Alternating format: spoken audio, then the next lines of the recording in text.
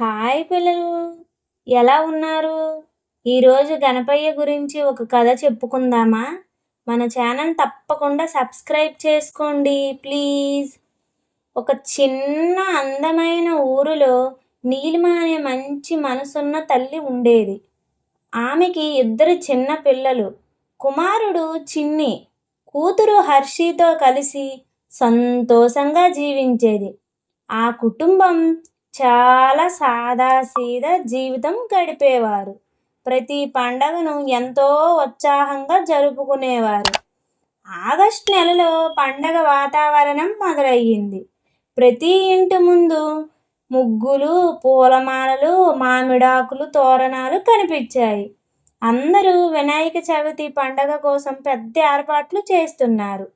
పండగ ముందు రోజు రాత్రి భోజనం అయ్యాక పిల్లలతో కూర్చొని నీలిమ ఇలా చెప్పింది: రేపు మనకి వినాయక చవితి పండగ. మన గణపయ్యను పూజను ఎంతో భక్తితో చేయాలి.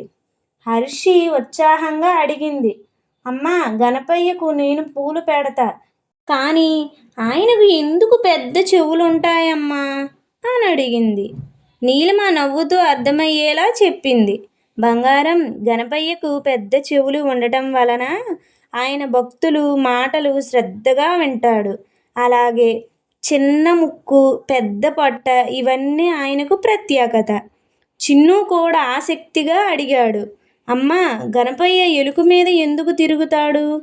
ఎలుక అంటే మన మనసు, దాన్ని కట్టడి చేసుకోవాలని ఆయన చూస్తున్నారు.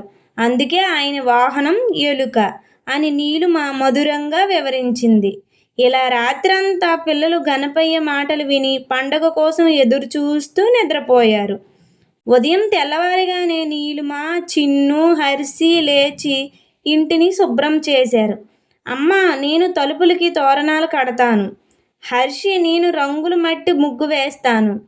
చిన్ని, నేను నీళ్ళ బిందె తీసుకొస్తాను. ఇలా అందరూ పని పంచుకొని పండగకు సిద్ధమయ్యారు.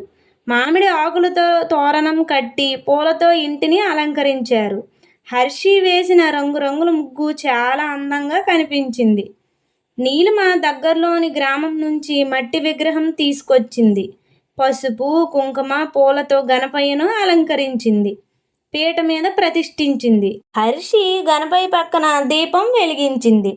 చిన్న చిన్న గజ్జల శబ్దంతో గది మొత్తం పవిత్రంగా మారింది. పిల్లలందరూ గట్టిగా నివాదించారు: గణపతి పప్పా మోరియా అని. నీలిమ మంత్రాలు జపిస్తూ పూజ ప్రారంభించింది.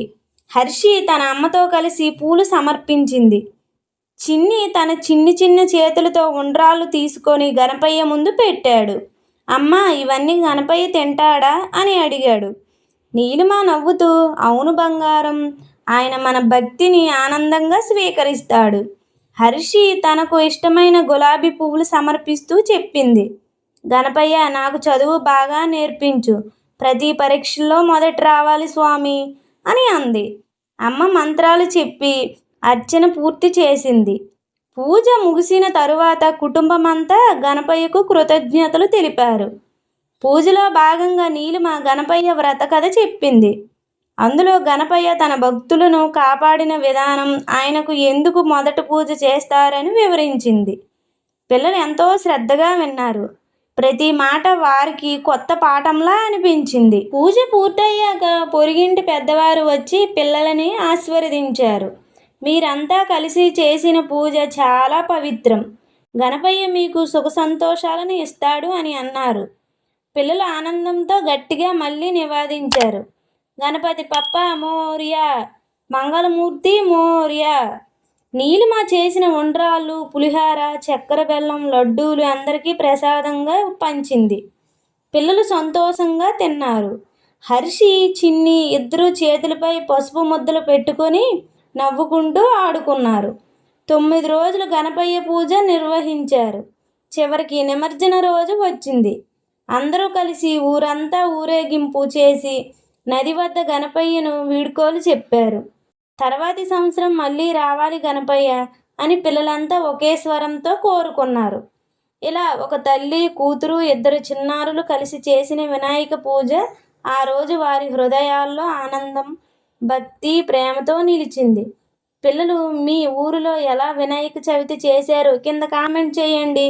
అలాగే మన ఛానల్ని తప్పకుండా సబ్స్క్రైబ్ చేసుకోండి. ప్లీజ్ ఈ వీడియో లైక్ చేయండి.